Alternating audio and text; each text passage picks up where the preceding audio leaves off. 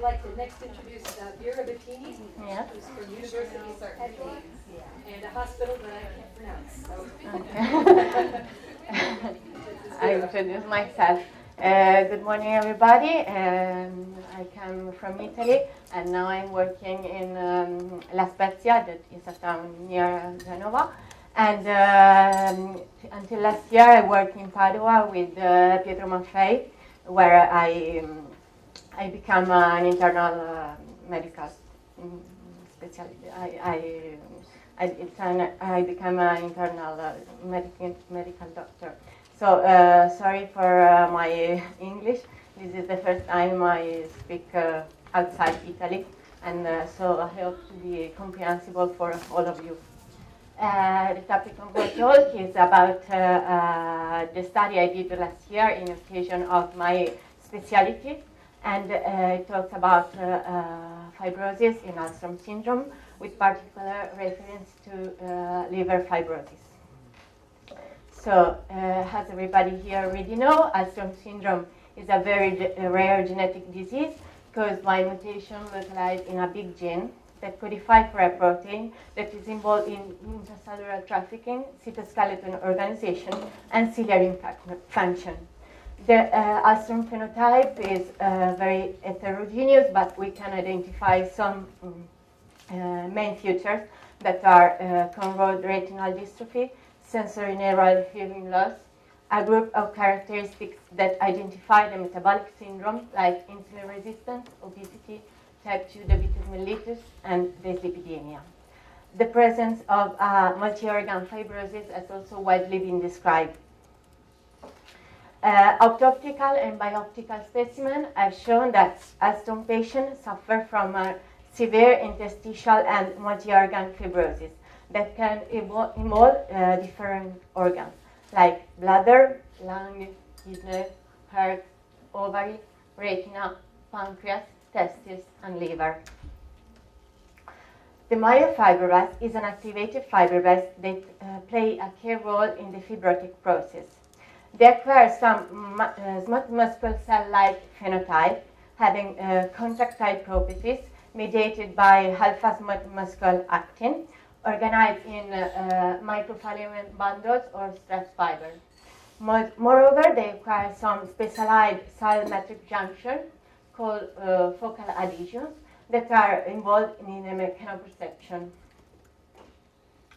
A study a few years ago of our laboratory showed that ANS1 deficient fibroblasts display an elongated shape, have a longer cell cycle than controls, are resistant to cell death induced by apoptotic stimuli, and present a constitutive activation of a myofibroblast cell-like phenotype, resulting in fibrosis. Moreover, the microenvironment could be characterized by an excess of mediator, enhancing a cellular profibrotic phenotype that, together with inflammatory reaction, could stimulate fibrosis in an autoimmune loop.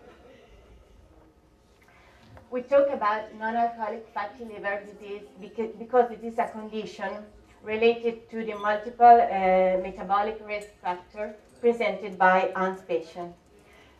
This condition includes various degrees of liver dysfunction, starting with a simple steatosis that in certain cases can evolve to a form of steatohepatitis or NASH, and in certain cases can evolve to form of fibrosis and lead to a cirrhotic stage disease.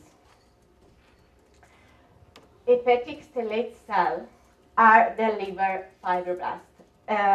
Their activation is the basis for the fibrotic process in the liver.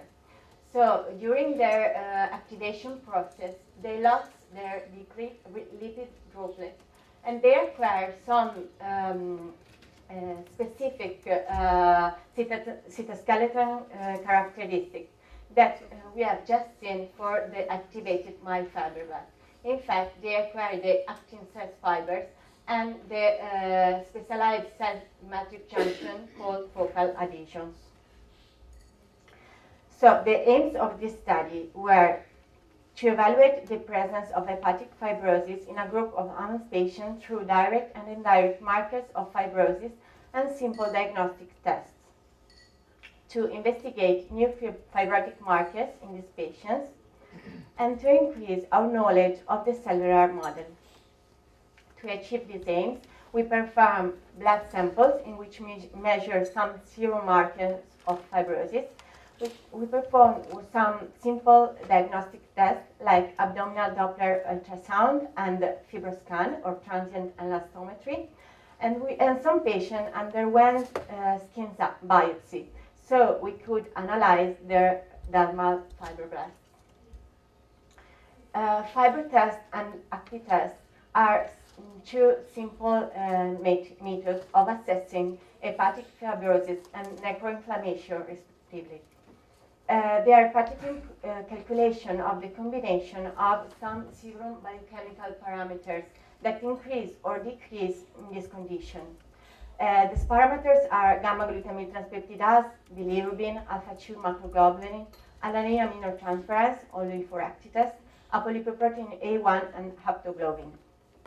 So we obtain a score that ranges from 0 to 1, with higher score indicating a greater probability of significant lesions. Fiber tests identify 5 classes of fibrosis, ranging from F0 to F4, and active tests identify 4 classes of necroinflammation, ranging from A0 to A3. Fibroscan, or transient elastometry, is a non-invasive tool for assessing liver fibrosis. It measures liver stiffness through an ultrasound transducer probe mounted on the axis of a vibrator that transmits vibration of mild amplitude and low frequency, inducing a plastic shear wave that propagates through the underlying tissues. Ultrasound acquisition is used to follow the propagation of the shear wave and to measure its velocity that is directly related to tissue stiffness, which correlates with fibrosis. So the stiffer the tissue, the faster the shear wave propagates. Results are expressed in kilopascal and correspond to the median of 10 validated measurements. And software determines whether each measurement is successful or not. We obtain a median score, a median stiffness that corresponds to a score that identifies a class of fibrosis. Also in this case, we have 5 classes of fibrosis, ranging from F0, that corresponds to absence of fibrosis, to F4, that correspond to a cirrhotic stage disease. So in this study took part 50 Italian adults and young adults with a genetic diagnosis of Alstrom syndrome. Their age range was between 15 and 57 years, with a median age of 29, and their BMI range was the BMI range included patients with normal weight and others with a 3rd-degree obesity, with a median BMI of overweight, that is 28. Some parameters could be compared with a group of 11 controls for weight problems or dysmetabolism in our clinic, with exclusion of the genetic form. Their age and BMI weren't statistically different from that of our AMS group. And inside this control group, we had some diabetics, one impaired glucose tolerance, some hypertensive, and some dyslipidemic. In this table, I listed the 15 AMS patients in order of age. For each patient, I reported their sex and their metabolic characteristics. So their BMI, weight, and if they suffer from high blood pressure, type 2 diabetes mellitus, or impaired glucose tolerance, and dyslipidemia. Considering all these aspects, we can affirm that at least 7 AMS patients satisfy the criteria for the diagnosis of metabolic syndrome. Here there are two pictures of two ANS patients included in our study, and as we can see from this image, their phenotype are very different. So it is to say that our group was really heterogeneous. So I showed you the results. Considering insulin resistance, we used the HOMA index to evaluate insulin resistance. And we found that ANS group show an higher HOMA index, but not statistically different from that of our control group. Maybe for the scarce number of patients considered and for the high variability of this measure. Considering lipid profile, we found that triglycerides resulted statistically higher in ANS than control, and HDL cholesterol are on average lower, but not in a statistical way.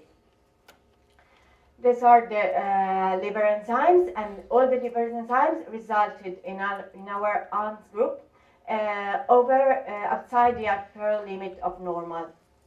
In particular, alanine aminotransferase and gamma-glutamine transpeptidase resulted statistically higher in ANS than control. These are the fiber test and active test scores, and we found that both of the scores resulted statistically higher in ANS than control, especially active test. And this pie chart represents the numerical proportion of classes of fibrosis and necroinflammation for our ANS patient. So we found that 8 patients were in the class F0, that correspond to absence of fibrosis, 2 patients in the class F0 F1, 2 patients in class F1, 2 patients in class F1 F2, and 1 patient in the class F3. Active test resulted more altered. So we found 3 patients in class A3, A0, 3 patients in class A0, A1, 2 patients in class A1, A2, 2 patients in class A2, and 5 patients in the worst class, that is A3. We also considered some adipokines like adiponectin and leptin. Adiponectin is known to have antifibrogenic and antisteatogenic effects on the liver. In fact, it inhibits TNF-alpha secretion from hepatic stellate cell, so that the progression of the liver fibrosis is prevented. On the contrary, leptin, that is known to correlate with obesity and insulin resistance, seems to have, is known to have fibrogenic effects on the liver. And steatohepatitis or NASH is associated with a lower adiponectin-leptin ratio than the simple steatosis, and this independently from insulin resistance. So in our population, we found that adiponectin resulted statistically lower in ANS than BMI match control, leptin statistically higher, and adiponectin-leptin ratio statistically lower in ANS than control. So considering these results, we can affirm that probably the level of these adipokines could in part justify the liver fibrosis in ANS patients. We consider also some inflammatory cytokines that are known to correlate with chronic inflammation and fibrosis. And in particular, we consider interleukin-6 and TNF-alpha, but they didn't result statistically different between the two groups. And we also considered TGF-beta, that is known to be one of the most important cytokine that correlate with fibrosis. And this one resulted within the upper limit of normal in all the ANS patients. In this table, I report the abdominal ultrasound and color Doppler findings for the 15 ANS patients of our group. So patients are listed in order of age, and for each of them, I reported liver texture and some parameters that if altered, are predictive for the presence of the condition called portal hypertension. The parameters are the portal vein diameter and flow, the hepatic and the splenic artery pulsatility index, hepatic vein flow profile, and the spleen diameter. Considering liver texture, we found that the majority of patients presented with a fatty liver aspect of various degrees. And only one patient presented a typical ultrasound finding that is typically of fibrosis. That is the course pattern. Watching this table, we can affirm that many patients presented one or more alteration of these parameters, but in particular, 3 patients presented clear signs of portal hypertension. I want to remark that ultrasound have high sensitivity for the detection of fatty liver, that is the finding of a bright liver. On the contrary, the sensitivity for the detection of liver fibrosis is low, and is the typical finding is the first pattern.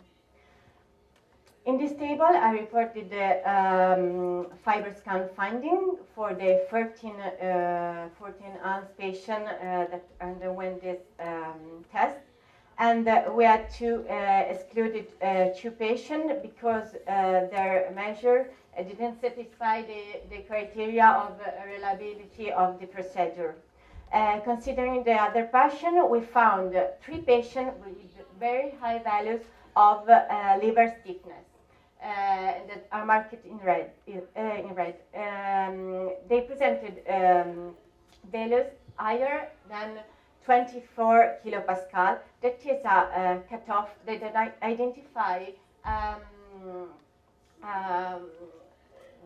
have a high predictive value for the presence of secondary complication linked to portal hypertension. This is the distribution of ALS patient considering the cutoff for liver stiffness. So we found 3 patients in the class S0, S1, 3 patients in class S2, 2 patients in the class S3, and 4 patients in the class S4, that is the worst class, corresponds to liver cirrhosis. We also were interested in new markers of fibrosis, and so we considered periostin. Periostin is a matricellular protein, and there are many scientific words regarding this protein. In particular, it is known to regulate collagen fibrillogenesis and the biomechanical properties of connective tissue. It is known to have a functional role in development and wound repair. And there are many articles that relate this protein to a pathological condition with fibrosis. And for example, in this one, with the idiopathic pulmonary fibrosis. Moreover, in our previous work, we performed genome expression analysis in ants fibroblasts, and we found that the periostin gene had a high regulation respect to control fibroblasts. So we measured this protein in the serum, and we found that serum level of periostin resulted statistically higher in ants than control. In this image, I reported the ant patient in order of age, and for each of them, we had 2 measurements of serum periostin performed in 2 different moments of their life. And watching at this image, we can affirm that there is probably a tendency to increase of this protein with age, but we surely need to enlarge the number of patients considered to obtain a clearer and stronger result. The last part of this study is about the cellular model. We performed indirect immunofluorescence in dermal fibroblasts, and we could compare ANTS fibroblasts with control fibroblasts. The staining for actin identified the microfilaments, and we can see that in control fibroblasts, microfilaments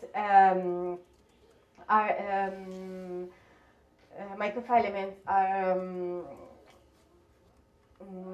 located more at the extremity of the cell, near the plasma, the cell membrane. On the contrary, in ANTS fibroblasts, they are organized in well-defined stress fibers that occupy the wall cytoplasm. With the staining for alpha-tubulin, we identify the microtubules. And as we can see by this image, in control fibroblasts, microtubules are organized, have a double orientation that is parallel and orthogonal respect to microfilaments. And only in this fibroblasts we can notice the microtubule organizing center that is highlighted by the arrow. In ANTS fibroblasts, microtubules occupy the wall cytoplasm and present the same orientation of microfilaments of actin. The staining for tallinn identify the focal adhesion that are the specialized cell matrix junction we have seen before. And we can notice that in ANTS fibroblasts, the staining is show a greater positivity, and the signal localized both at the extremity and in the middle of the cell. Finally, we considered alpha smooth muscle actin, and as we can see in control fibroblasts, the staining is weak and diffuse. Otherwise, in ANTS fibroblasts, it is organized in well-defined stress fibers that follow the orientation of microfilaments of actin. We also perform adipogenic cultures of dermal fibroblasts, and as we can see from this image, in the upper part there are two control patients, and and below there are two ANTS patients. We can see in this image that only few control fibroblasts could differentiate to adipocytes. Otherwise, ANTS fibroblasts showed in general a greater ability to differentiate in adipocytic cells. In particular, as we can see in this histogram, patient DBR show a conversion rate to adipocyte of about the 80% of his fibroblasts. Patient DBZ and FF of about the 30-40% of their fibroblasts. And patient MD presented an adipogenic potential that wasn't different from that of the control patients. So we're up to the conclusion, and we can affirm that ANTS patients present high prevalence of hepatopathy with signs of evolution to liver fibrosis and cirrhosis. FibroScan and ultrasound color Doppler resulted more useful than serum markers like FibroTest and FT-test to distinguish patients with a more significant hepatopathy in which it would be indicated to perform further diagnostic investigation, for example, gastroscopy. Inflammatory cytokines, in particular TGF-beta, don't seem to have a role in the ANTS fibrotic process, and adipokines should partially justify the evolution of simple steatosis to forms of NASH and liver fibrosis. Serum periostin represents a new marker of fibrosis in ANTS. Dermal ANTS fibroblasts present a constitutively activated phenotype with peculiar cytoskeleton alterations. ANTS fibroblasts show, in general, a greater ability to differentiate in adipocytic cells. And our results seems to suggest that liver fibrosis in all patients derives from the independent combination of metabolic and genetic factors.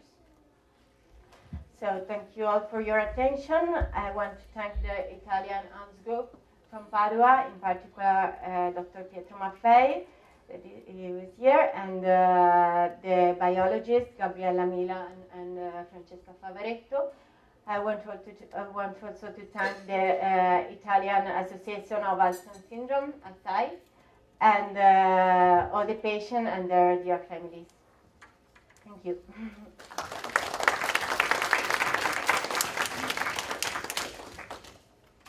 Any questions? I have one. I saw your very interesting adipogenesis assay. We know that there is an imprinting effect depending on the BMI. So if you take fibroblasts from obese patients, they tend to differentiate better and faster into adipocytes compared to a normal control which has normal BMI. Do you know what were the BMI of your control? It was not statistically different from that of... So the control were also obese? They were, this patient in particular were overweight, and one was normal weight, and also the control.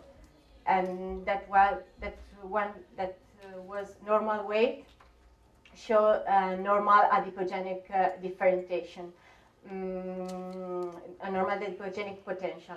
And that patient was showed a greater score of fibrosis, of liver fibrosis. In fact, she underwent last year gastroscopy, and we found esophageal varices, and she underwent rupture of these varices, and was the patient with the normal adipogenic potential. Any more questions?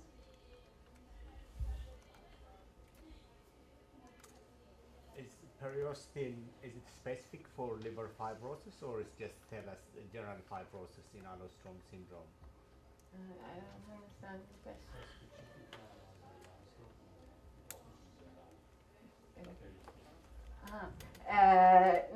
Periostin, there are many works that relate this protein to various conditions related to fibrosis in general.